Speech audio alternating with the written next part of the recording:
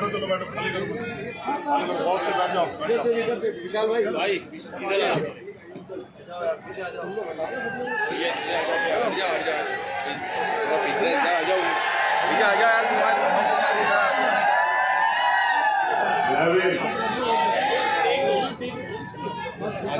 सबसे पहले तो इस मंच के माध्यम से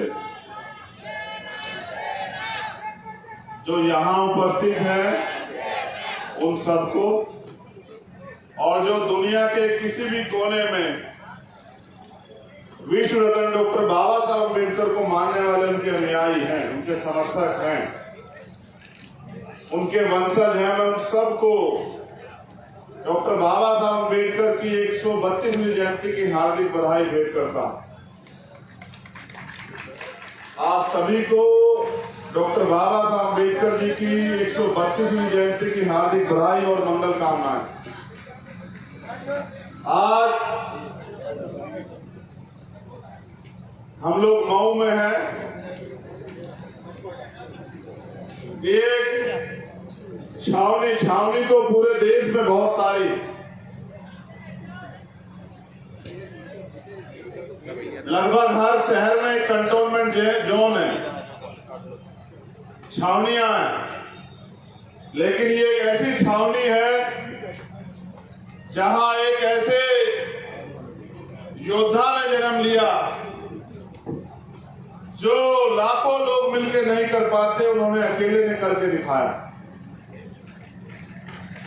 इस मिट्टी को भी नमन करता हूं।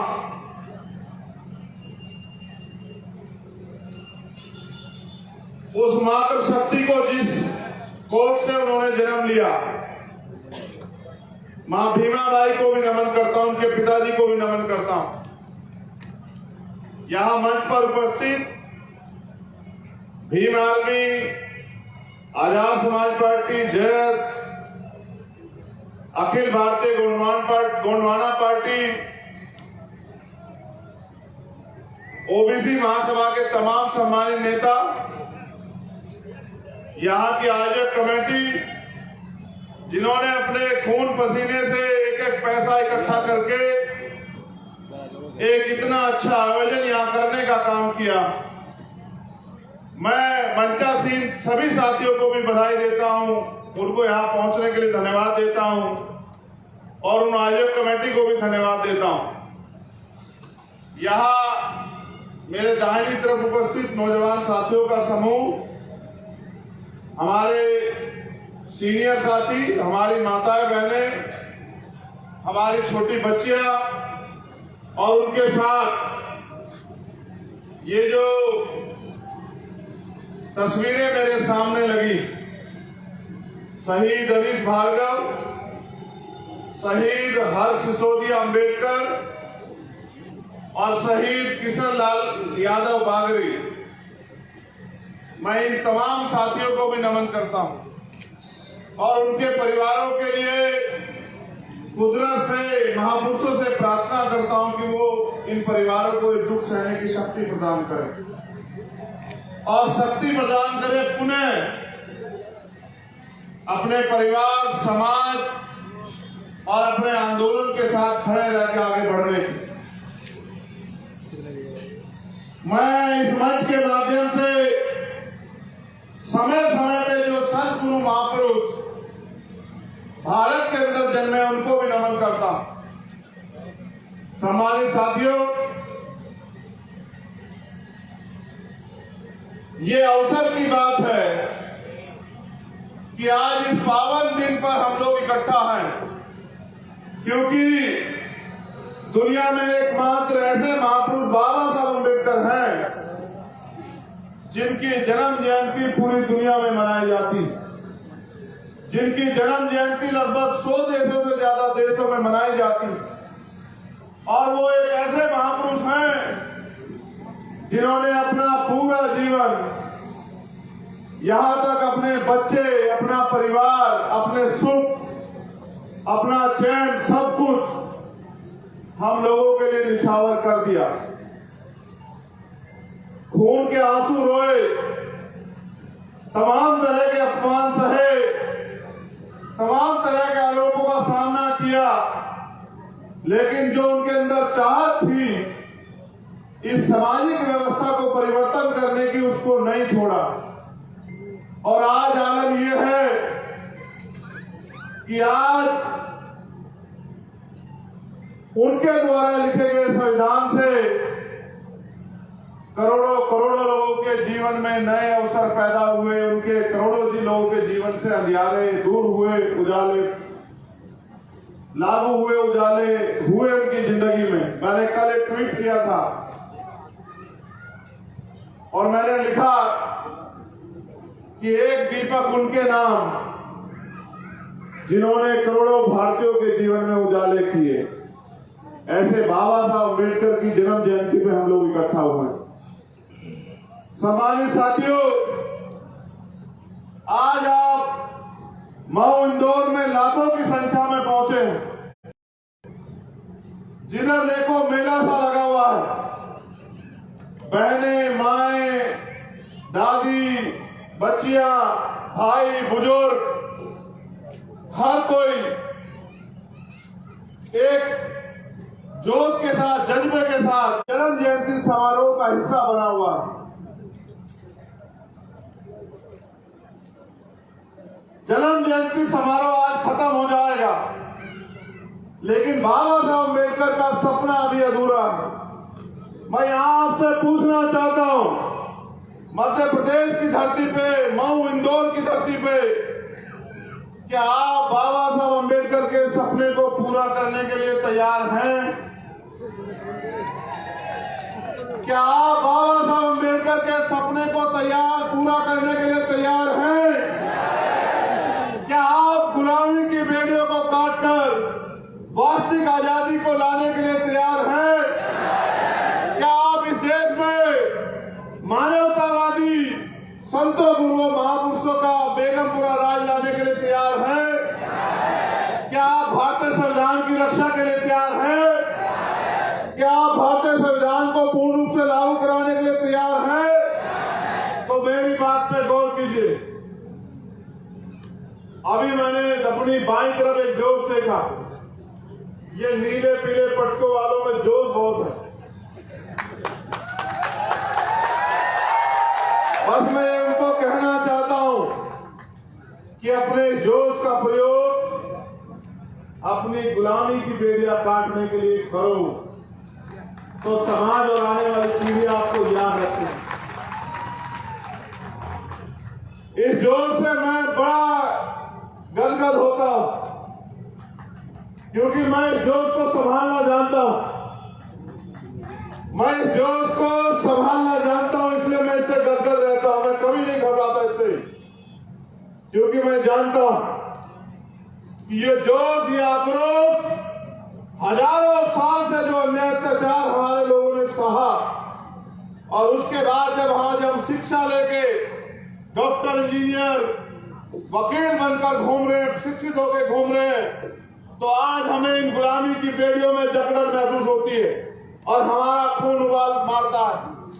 हमारा बस चले तो हम आज सरकार का सत्ता का तख्ता पलट कर दें, क्योंकि लोकतंत्र में 5 साल बाद चुनाव होते हैं, इसलिए 5 साल बाद मौका मिलता। मैं इस मंच को देख रहा हूं, यहां हमारे सम्मानित नेता बैठे हुए हैं, हमारी बहन मोनिका।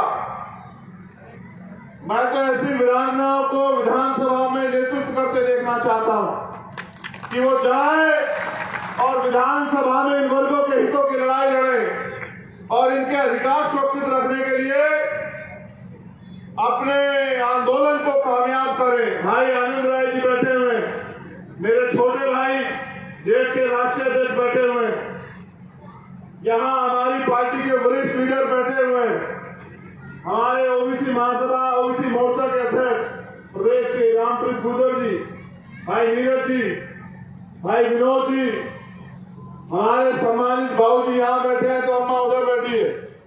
तो अम्मा हमेशा खाना पहुंचा देती है टाइम से पहले, आज नहीं भेजा है। आज ये ऐसा क्यों किया, खाना क्यों नहीं भेजा? अच्छा, आज अम्मा खुद चली आई तो उनको लगा कि अब बेटे का पेट भर जाएगा, तो ये तो बहुत अच्छी बात है। हमारी छोटी बहन रानी बोल यहाँ बैठी हुई है, चंदन जी बैठे हुए हैं और हमारे साथी अहिरवार जी बैठे हुए हैं। यहाँ पीछे राहुल वाल्मीकि जी, संतोष कल्याणी, अनिल वर्मा जी, सत्येंद्र सैंगल जी और जो विलास जी और तमाम साथी हमारे यहाँ बैठे हुए हैं। इनको देख के मुझे एहसास होता है कि अब यहाँ चंद्रशेखर आजाद की ज्यादा जरूरत नहीं। अब तो यहाँ हर जिले में चंद्रशेखर आजाद खड़े हो गए। अब वो अपनी लड़ाई को लड़ने के लिए तैयार हैं। हमारे वरिष्ठ लीडरशिप भी यहाँ है। हमारे प्रदेश के प्रभारी भाटी जी, भाई अमित कसाना जी, भाई अनिल ओजस्वी जी, भाई पंकज जी, भाई वीरेंद्र कुमार श्री जी, ये तमाम साथी जो वहां से चलकर इस जयंती समारोह में और हमारे दो गठबंधन के दल के राष्ट्रीय अध्यक्ष जो आए थे नमन करने के लिए, वो भी यहाँ इस उम्मीद से पहुंचे थे कि वो आपका जोश और जुनून देखने के लिए आए थे। उन्होंने मुझसे कहा भी कि इस बार तो क्योंकि पंचायत चुनाव घोषित हो गया है तो हमें वहां जाना है जरूरी, लेकिन अगली बार हम मऊ जब आएंगे तो तब तक हम इस सरकार का तख्ता पलट करवा देंगे आपके साथ मिलकर। अब मुझे आपसे भी कुछ कहना। हमारे मिशन 78 के भी सीनियर लीडर्स यहाँ हैं। मैं उन तमाम साथियों का जो अपने तन मन धन से इस आंदोलन को सीखने का काम कर रहे हैं, मिशन 78 के स्टूडेंट फेडरेशन के, मैं उन सबका भी धन्यवाद करता हूं। एक हमारे प्रदेश अध्यक्ष भीम आर्मी यहाँ नहीं है, उनकी तबीयत खराब है। मैं उनके लिए प्रार्थना करता हूं महापुरुषों से कि वो जल्दी स्वस्थ हो जाएं। अब मैं जो बात आपसे कहने वाला हूं ये बहुत जरूरी, मैं सभी मंचों से ये बात कह भी रहा हूं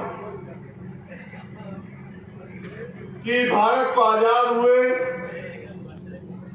70 साल से ज्यादा हो गए। 70 साल में एक पीढ़ी पैदा होके वो अपने अंतिम समय में चली जाती, यानी कि जीवन के हर समय को, हर श्रेणी को वो देख लेती है। बालपन भी, जवानी भी, परिपक्वता भी और वो बुजुर्ग भी हो जाते हैं। लेकिन इन 75 साल से हम लोग उम्मीद कर रहे हैं कि कोई हमारी लड़ाई को लड़े, कोई हमारी समस्याओं को अपनी समस्या समझे, कोई हमारे दुख को अपना दुख समझे। और जितने भी राजनीतिक दल हैं, हमने उन पर भरोसा किया कि ये हमारी इस बुनियादी समस्या और हमारी गुलामी बेबसी की बेड़ियों को काटने में मदद करेंगे। लेकिन सामान्य साथियों, 14 अगस्त 1947 को जो सामाजिक आर्थिक स्थिति हमारी थी, आजाद होने के अगले दिन बाद 16 अगस्त 1947 को भी वो चूकी तुक थी, क्योंकि हमें असल आजादी तब मिली जब 26 जनवरी 1950 को भारत का संविधान लागू हुआ। वो संविधान जो दुनिया का सबसे बेहतरीन संविधान है, और वो संविधान जिसकी वजह से आज हमारे परिवार की एक हमारी बड़ी बहन, माँ या कोई भी कुछ भी कहो उनको शब्दों के रूप में, वो आज देश की राष्ट्रपति है। ये अगर संभव हुआ तो ये इस संविधान की वजह से हुआ। और अगर इससे पहले एक दलित राष्ट्रपति बने तो अगर वो संभव हुआ तो ये बाबा साहब अम्बेडकर के संविधान की वजह से हुआ। और अगर आज एक प्राइमरी स्कूल के हेडमास्टर का बेटा या इस ऐतिहासिक मंच पर खड़े होकर आपसे बात कर रहा है और ये शोषित वर्ग के लोग सम्मान के साथ इस मंच पर सीना तान के बैठे हैं, तो ये बाबा साहब अम्बेडकर के संविधान की देन है। ये किसी ने हमें खैरात और भीख में नहीं दिया, हमारे आंसू, हमारी बेबसी, हमारे दुख देख कर नहीं दिया।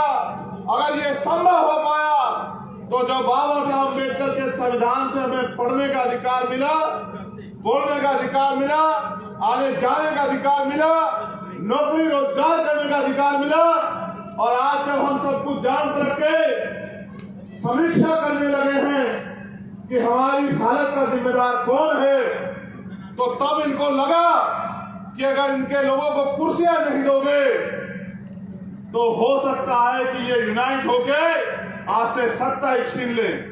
लेकिन सम्मानित साथियों, इन्होंने हमें राष्ट्रपति बनाया, मंत्री बनाया, गवर्नर बनाया, लेकिन उनको इतनी ताकत नहीं दी कि वो अपने समाज के हित में एक कानून बनवा सके या अपने समाज के हित में एक बात कह सके। मैं आपको एक बात इसलिए कह रहा हूं कि बाबा साहब अम्बेडकर को यह शंका थी, उनके शंका थी कि ऐसा ना हो कि लोकतंत्र आने के बाद भी सत्ता में बैठ के ये लोग हमारे लोगों को अधिकारों से वंचित रखें, क्योंकि इनका चरित्र ऐसा है। इसलिए अधिकार उसको मिलेगा जो टैक्स देगा। बाबा साहब अम्बेडकर ने आकलन किया कि इन चारों चीजों में तो मेरे लोग है ही नहीं, ना उनके पास जमीन रखने का अधिकार, ना संपत्ति बनाने का अधिकार, ना बिजनेस करने का अधिकार, ना ही नौकरी करने का अधिकार। देश में फैला छुआछूत, गैर बराबरी, असमानता इतनी मजबूत है, तो उन्होंने तर्क वितर्क से ये मजबूर किया इन लोगों को कि वोट का अधिकार अंतिम व्यक्ति को भी मिले। लेकिन सम्मानित साथियों, बाबा साहब अम्बेडकर के मन में ये इच्छा थी कि उनके जाने के बाद जो अधिकार संविधान में मैं लिख के जा रहा हूं वो मिलेंगे कैसे। अभी जब मेरा भाई यहां बोल रहा था, देश का राष्ट्रीय अध्यक्ष, उसने कहा संविधान की 5वीं अनुसूची में इस देश के ट्राइबल को अधिकार है कि ट्राइबल एरिया की जो जल जंगल जमीन है वो उसका मालिक है, और उसके इजाजत के बिना शासन प्रशासन भी उस जंगल जमीन में इंटरफेयर नहीं कर सकता है। तो मैं उन अपने भाई को भी आग्रह करके बताता हूं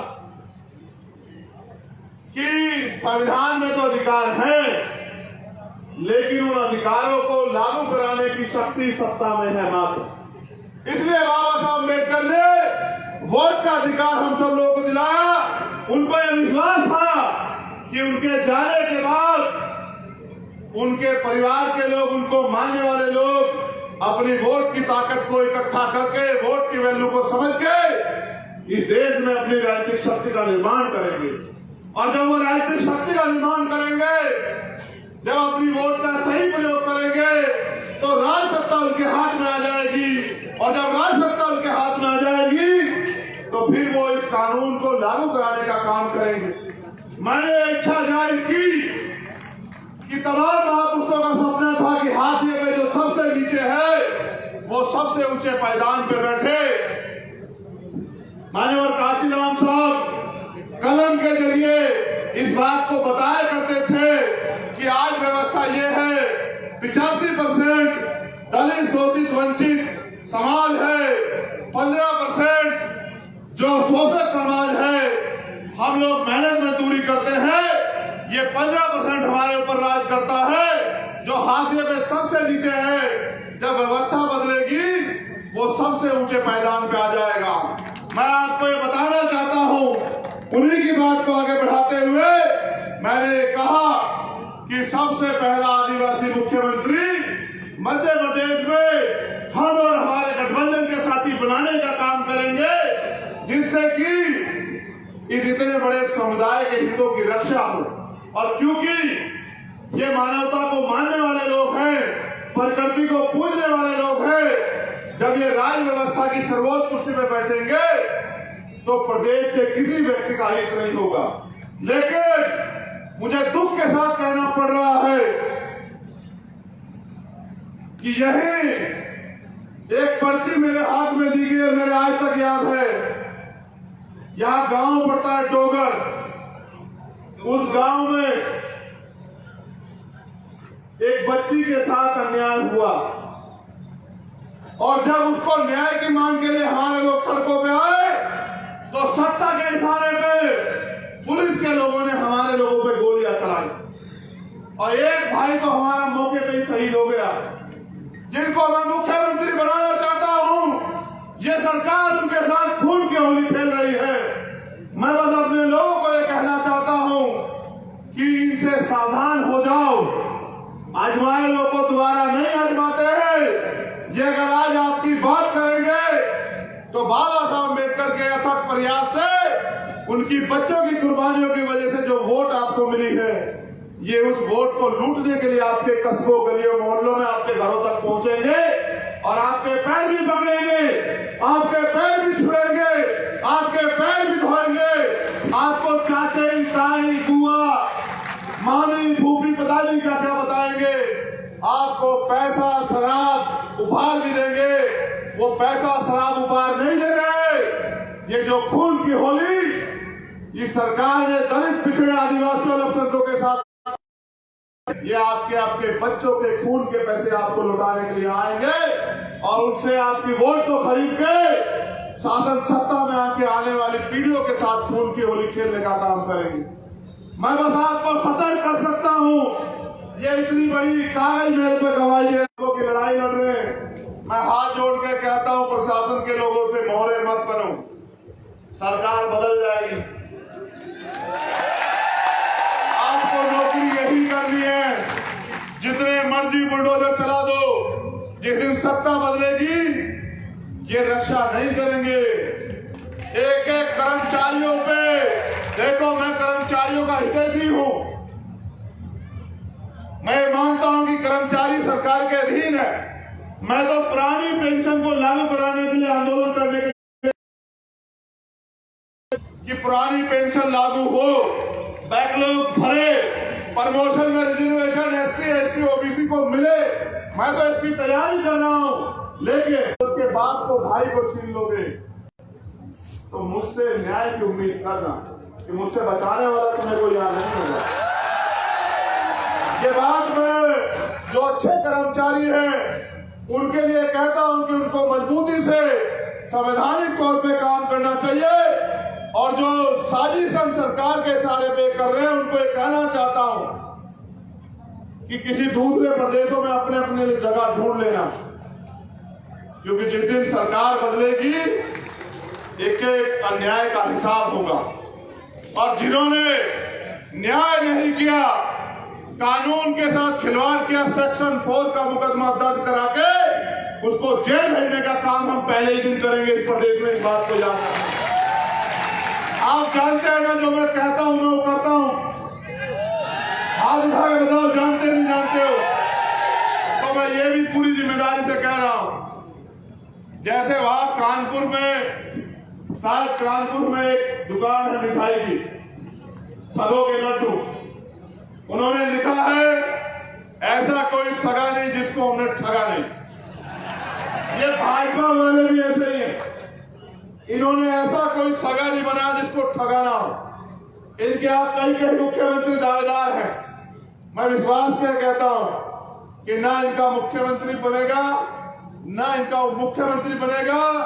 ये जो अन्याय कर रहे हैं, जनता इनका इस बार वो हिसाब करेगी कि ये लोग याद रखेंगे और पुराने आने वाले समय में कभी ऐसी गलती नहीं करेंगे।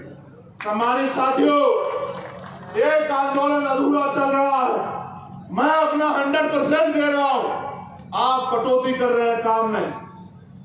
मैंने कहा था मुझे डाटा बना के दे देना, क्योंकि जब मैं किशन भाई के घर गया था, मैंने जब उस बहन को, उनके बच्चों को, उस दादी को खून के आंसू रोते देखा, मैंने वादा किया था कि हर गरीब को पक्का मकान मिलना चाहिए।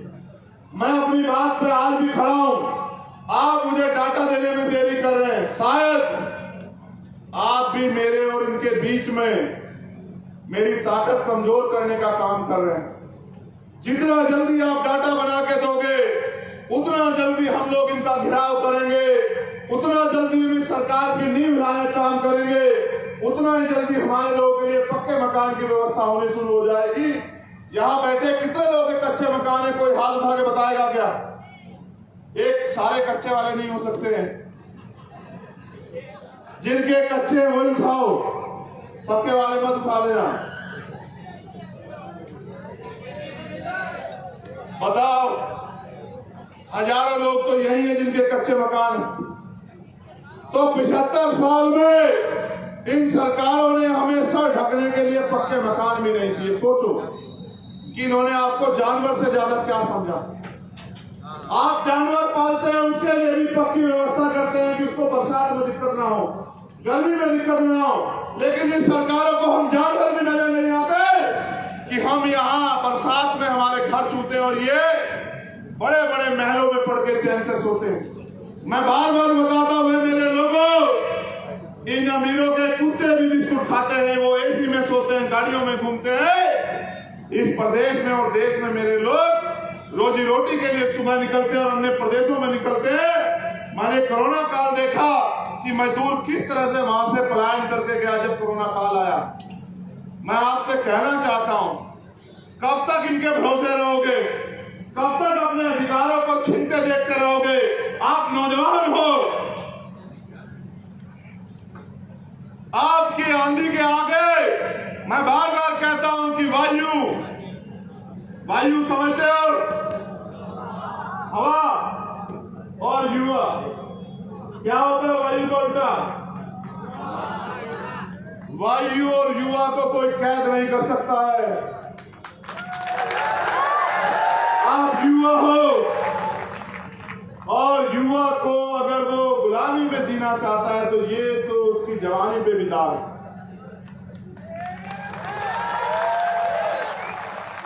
मैंने सींच के आप लोगों को तैयार किया। 16 महीने काल कोठरी में ये बात सोच के बिताए कि मैं अपने खून का कतरा कतरा और अपने ज्ञान का एक एक पल अपने भाइयों के बीच जाके उनको समझाने के लिए तैयार करूंगा। आपको क्या लगता है, बिना इनसे मजबूत फर्जी इनकाउंटर हुआ कि वो मेरा छोटा भाई अपनी मां के पैरों को छू के गया भारतीय सेना में वीर बनने, और इन निकम्मी सरकारों ने उसको ये समझ के कि इसकी कोई देखरेख करने वाला नहीं, उस गरीब नौजवान को, उस बहादुर भाई को बस ऐसे अन्याय का सामना हमको रोज करना पड़ेगा। मैं तो ये सोचता हूं कि आज नहीं तो कल आपके अंदर ये बल पैदा हो जाएगा कि आप मेरी तरह सर पे कफन बांध के निकल पड़ोगे। ये नीली पगड़ी नहीं है, पैसा है, उनके पास पावर है, उनके पास मीडिया है, मेरे पास आपके सिवा कुछ नहीं। इन माओ की, बहनों की दुआएं, बुजुर्गों का आशीर्वाद, नौजवान भाइयों का प्यार, इसके अलावा मेरे पास कुछ नहीं है। लेकिन क्या मैंने मुकाबले में कभी हारने दिया तुम्हें? तो तुम भी तो मुझे हारने मत दो। आप जब नहीं निकलोगे गांव में जाकर नहीं बताओगे कि हालात क्या है और किस तरह से संविधान